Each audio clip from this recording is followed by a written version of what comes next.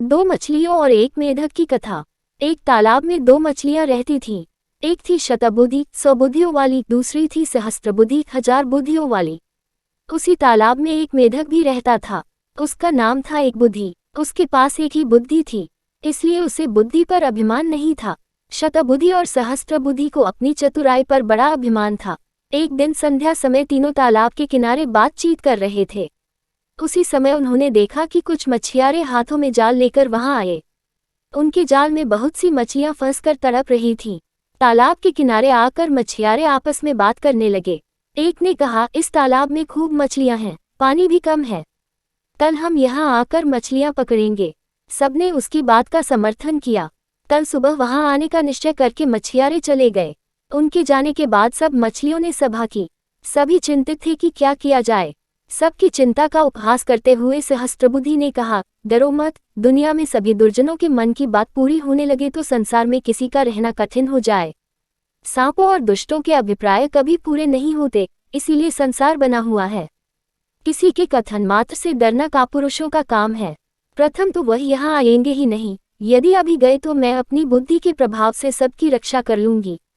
शतबुद्धि ने भी उसका समर्थन करते हुए कहा, बुद्धिमान के लिए संसार में सब कुछ संभव है। जहाँ वायु और प्रकाश की भी गति नहीं होती, वहाँ बुद्धिमानों की बुद्धि पहुँच जाती है। किसी के कथन मात्र से हम अपने पूर्वजों की भूमि को नहीं छोड़ सकते। अपनी जन्मभूमि में जो सुख होता है वह स्वर्ग में भी नहीं होता। भगवान ने हमें बुद्धि दी है, भय से भागने के लिए नहीं, बल्कि भय का युक्तिपूर्वक सामना करने के लिए।